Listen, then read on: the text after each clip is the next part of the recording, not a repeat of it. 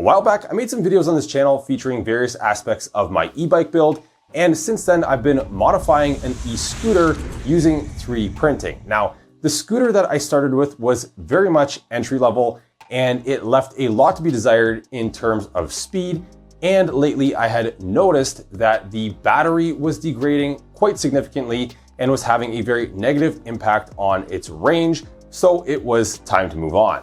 And coincidentally, around that same time, I had been in touch with the people at Apollo Scooters, and they had expressed to me how much they loved 3D printing, and they were exploring the idea of having an area on their website where they could host the 3D printing files that their customers had come up with for accessories and upgrades for their scooters. So they said that they would love to send me their Apollo Go model to see what kind of upgrades and accessories that I could come up with to help inspire other e-scooter riders to get into 3D printing. And that's definitely something that I could get on board with. So here we are after a full season of riding the Apollo Go, and I want to walk you guys through that entire experience from start to finish and show you guys all of the awesome accessories and upgrades that I came up with that will be available for free, and you're just gonna have to check the links in the video description to find them. Let's go. So let's jump right into it and see what's included with the Apollo Go. So when you first open the box, you're greeted with the quick start guide, and that has a very brief explanation of all the controls around the handlebars of the Apollo Go. And below that, we've got the main plastic bag containing the scooter itself that is right now folded up, and it requires some minor assembly, which we'll get to in a moment. Attached to your scooter, you should find a QC card, which would indicate that the entire package was inspected by a person before being shipped. In the box, you'll also find the standard power supply. Now, there is an upgraded fast charger available on the Apollo website, so if you're in a hurry charging, you can go check that out. You'll also find the instruction manual, warranty card, and this really nice toolkit that has some spare parts, as well as the valve stem extender, which I love to see, and even a small hand air pump. And this whole thing is small enough that you could fit inside of a bag while you're traveling on your scooter. When it comes to assembly, it's going to be pretty minor as the scooter comes mostly pre-assembled, but what I've done is I've lifted it up onto a table and I've just set the kickstand down. We need to connect the handlebar to the stem, and there's a few small electrical connectors there that you can just kind of fold up and place inside of the stem safely. And on the handlebars itself, we've got the hardware bag that they've attached with some flathead screws. There's going to be 6 of them, and we can use the hex keys that are included inside of the toolkit. And those flathead screws already have Loctite pre-applied to them, so we can just get them inside of those holes. There's 2 on the left, 2 on the right, and 2 on the back of the stem, and tighten them down. So right now the stem is in the folded position, and there is a locking latch mechanism here when the scooter is folded in this position to carry it around or store it. And you can see how I've just demonstrated how easy it is to lock that in place and then unlock it. And once unlocked, we can now move the entire stem up.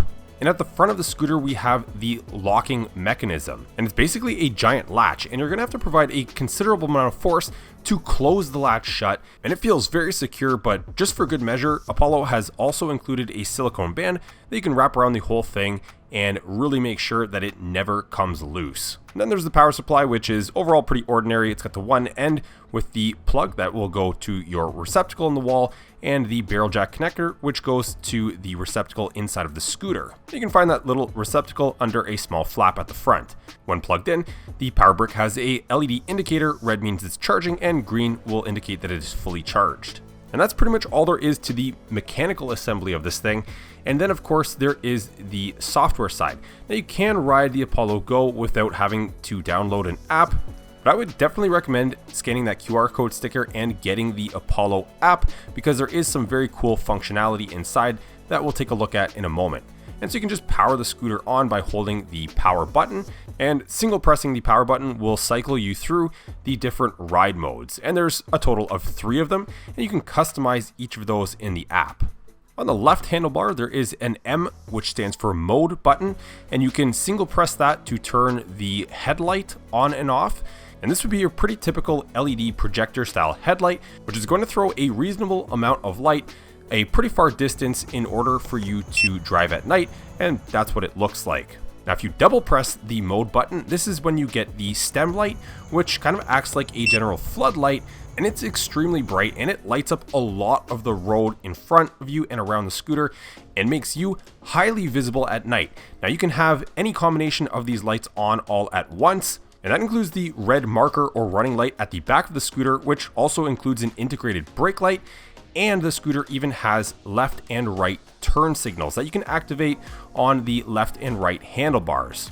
On the right handlebar, that's where you'll also find the thumb throttle, and on the left handlebar, in addition to the mechanical brake, there is another paddle, which is actually a regen brake.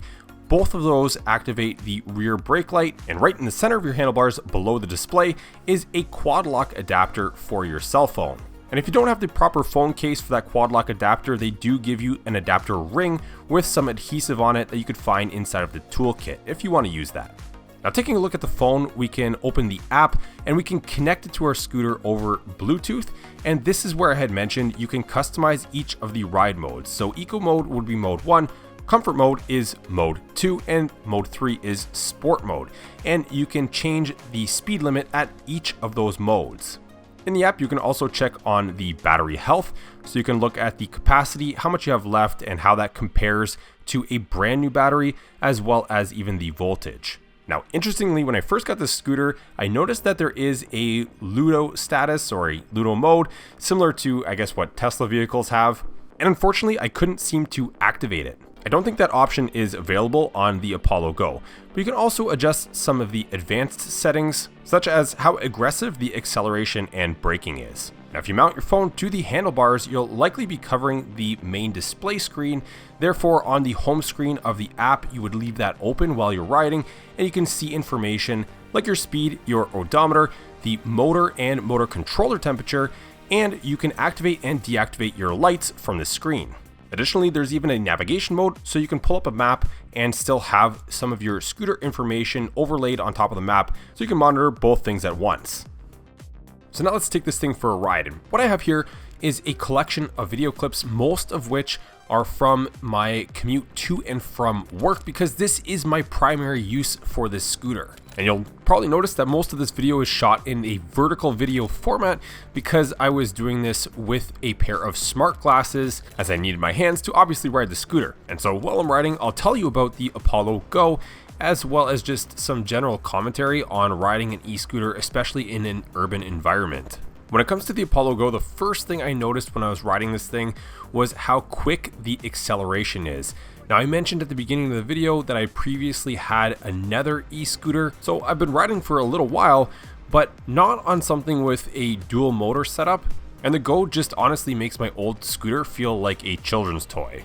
Being able to keep up with vehicle traffic on low-speed roads makes you feel a lot more confident, but at the same time, it also comes with its own risks. A crash at these speeds would really hurt, so I would definitely recommend investing in a good helmet. The other thing I appreciate about the Apollo Go, despite it being a much more powerful scooter than my previous one, is that it's still pretty manageable in terms of size and weight. It weighs about 50 pounds, so if you can find an escalator or elevator, this is the preferred method, but if you had to, you could muscle it up or down a flight of stairs. So right now I'm bringing it onto the subway, as this had traditionally been one leg of the part of my commute to and from work. Even when on the subway car itself, it's small enough that you can tuck the bottom of the scooter underneath of the seats and you don't feel like you're encroaching on other people's space. At work, it's small enough that you can bring it right into the office and fold it up and store it underneath of a desk out of everyone's way. So there's definitely a lot of advantages to using an e-scooter as your mode of transportation to and from work or to wherever you're going.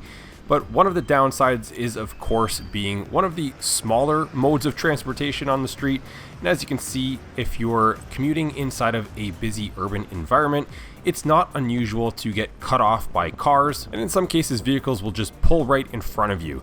So just keep in mind that you are much smaller than them and you will lose that battle, so you should be riding on the more defensive side. Now, I live in a city that's pretty flat overall. There's not too much in terms of steep grades, but on my commute there are some hills like this one here.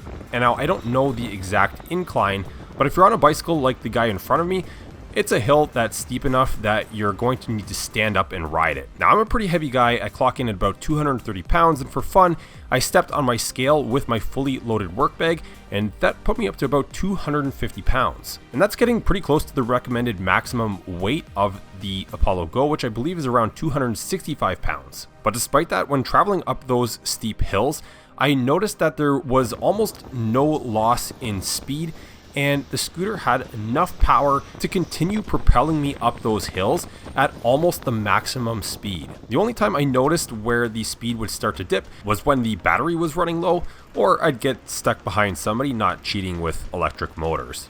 Now, although I enjoyed having all of that extra power on tap, the other thing that I didn't previously know that I couldn't had live without was a suspension. Now, my previous scooter had zero suspension, and as you can see here, not all of the roads in the area that I live are in great shape.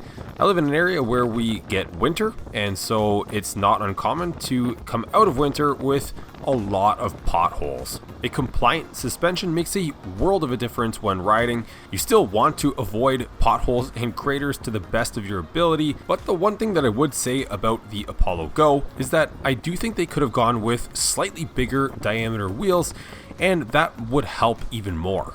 And the next big thing to address is the range. So the box says that it could go up to 44 miles, which is about 70 kilometers under certain conditions, or about 20 miles, which is about 32 kilometers at maximum speed.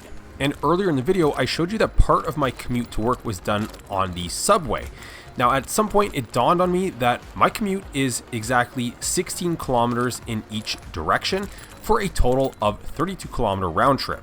Now, I have a tendency to just pin the throttle in sport mode, so I definitely don't ride this thing very easy. And combine that with the fact that I am on the heavier end, I figured that with my riding conditions, I probably wouldn't be able to make a full round trip without recharging the scooter at work. But I figured I would try the full round trip on my scooter, and part of the motivation was obviously for this particular test, but to also just completely eliminate the subway portion of my commute. By not having to travel up and down from the subway stations, not having to wait for the subway car itself, and not having to stop at every single station would save me a ton of time. And it turns out that despite my weight plus my aggressive riding style, I was able to make the round trip without a charge in between. And that resulted in me saving on average about 15 to 20 minutes each way on my commute for a total of anywhere between half an hour to 40 minutes. And that is a huge amount of time. And that's not even compared to what it was previously taking me before I even owned an electric scooter. So anecdotally, I would say that the range claims are accurate, and this was game changing for me from day to day. Let's now tie all of this back to this channel and what we typically do around here. So although I love my Apollo Go, I did design some accessories and upgrades for things that I thought would be useful or areas of the scooter of which I thought could be improved. So you can see this 3D model, which is a representation of the handlebars, and up at the top, you'll find a mount for a cell phone. And it also has these little nubs on the side where you can also mount some side mirrors or other accessories. I wasn't a really big fan of the quad lock mount that came with the scooter, and that's because I didn't want to use the adhesive attachment to attach the other side of the mount to my phone case or the phone itself. Now, I'm personally using a MagSafe mount on my phone, but I realized that not everybody has that either. So what I did was design this phone mount so your phone just slips into it. The whole thing slips over the front of the handlebars, and there's these 3D printed loop type parts, and I'm using some M4 thread forming screws to attach the whole thing and secure it to the handlebars. The same 3D printed piece, just a mirror image, is used on the other side as well, so it's clamped from both sides, and that prevents the phone mount from moving left to right and of course slipping off of the handlebars. And while I attach those, just another reminder I mentioned at the beginning of the video that I'm going to make all of these files available for free, so definitely go down and check the video description for links to where you can find them.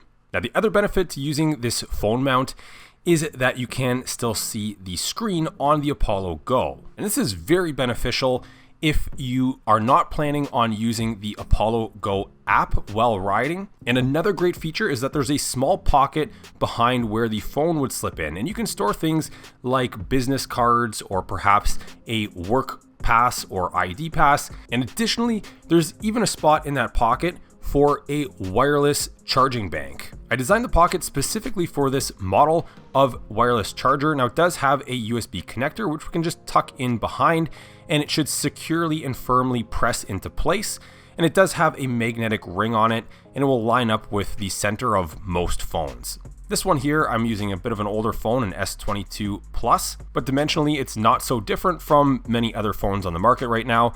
And you can see that even with the phone mounted, it does not obstruct the camera. So you can record while you ride, and you can even use your flashlight in some circumstances to supplement the headlights on the Apollo Go. And finally, the other big benefit to this phone mount is the fact that the phone is now angled up towards you at a better angle, so that if you are using a navigation map, you can just see it better with a quick glance down towards your handlebars. I also just mentioned a moment ago that there are these little nub features on the top of the phone mount, and you can clamp on different accessories. So I'm showing you a side mirror, which is very useful on a scooter, so you're not constantly checking over your shoulder. But the other modification that proved to be very useful was this electronic horn. And again, I'm going to link to all of these things in the video description down below. The horn has an integrated battery, which you can charge with a USB cable, and it can mount directly to the handlebars using this elastic style mount, or as I had just mentioned, mounting to the accessory nubs on the phone holder. And this horn is surprisingly loud,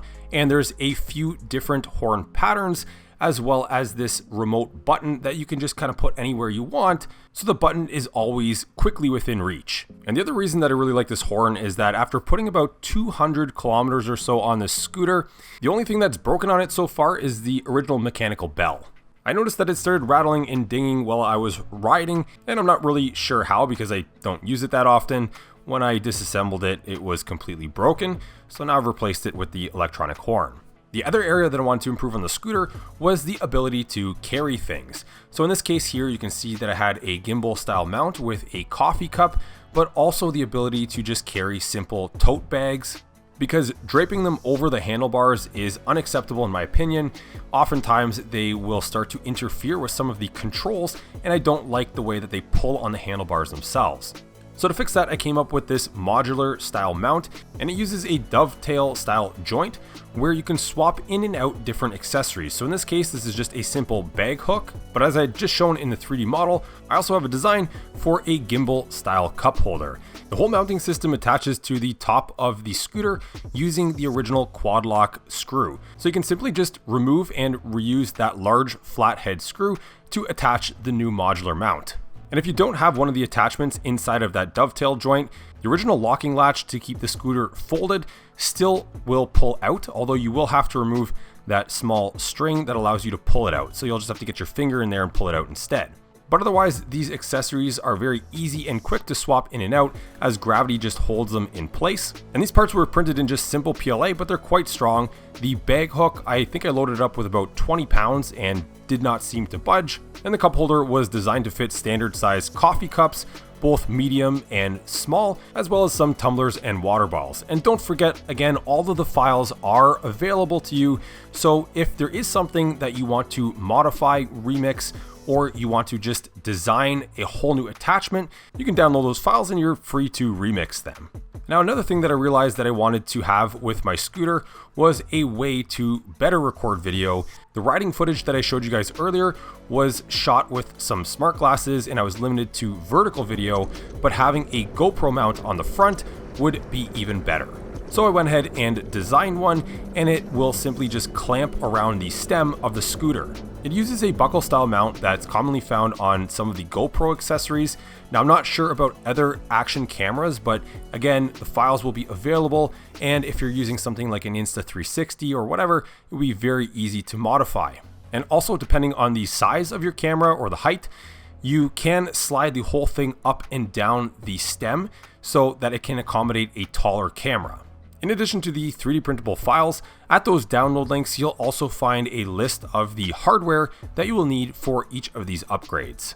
When mounting the action cam, I would prefer to mount it as high as possible for the best view, but not high enough that it obstructs the top headlight and not low enough that it also obstructs the stem light. And those GoPro mounts typically have a thumb screw that you can loosen and tighten to adjust the angle of the camera, so there's a lot of adjustment in there and you'll find the perfect place for yourself.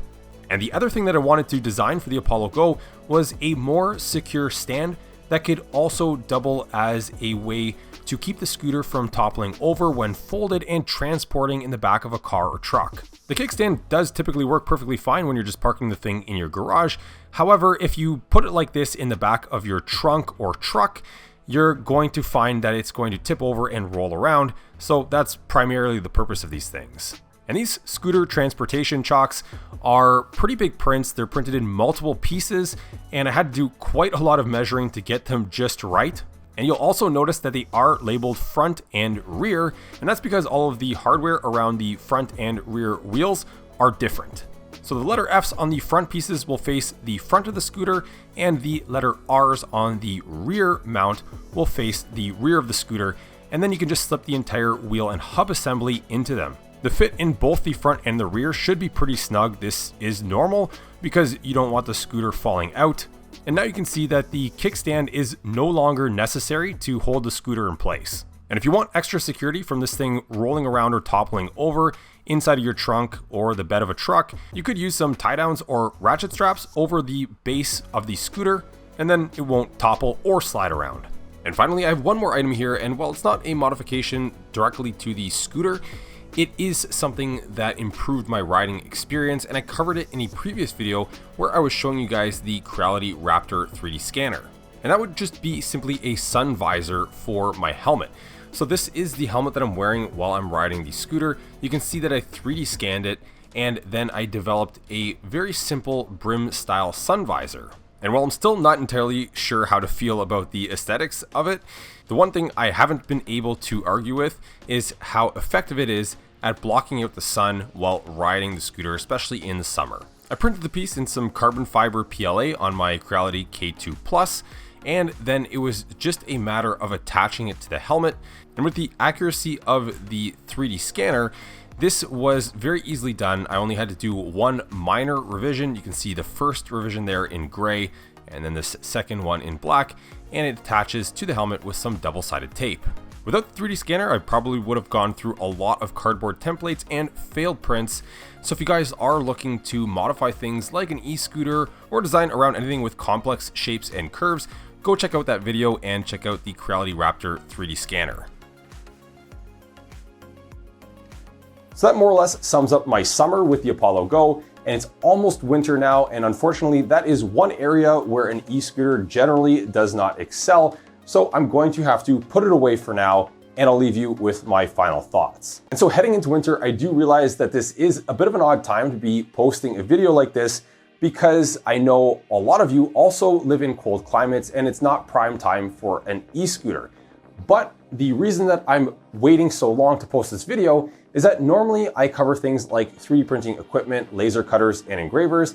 And so if I'm going to kind of venture outside of that and recommend something like an e-scooter, well, I want to ride it for a whole season and make sure it's really good before recommending it to you guys. And the other reason that I'm recommending the Apollo Go, or honestly just any other e-scooter in general, is the time savings involved.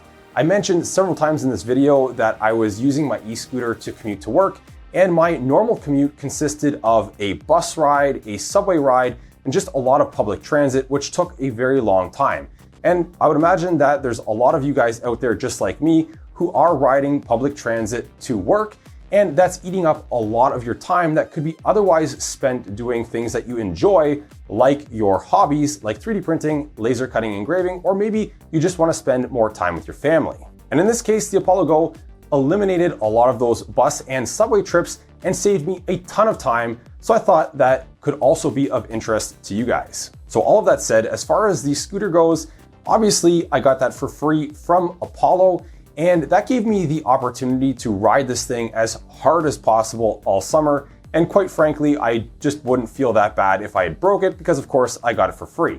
But I'm happy to report that all summer, despite riding it very hard, The only thing that broke was the bell. The rest of the scooter is still working perfectly fine and seems very robust. And that was actually the first impression that I had of the scooter when I first unboxed it.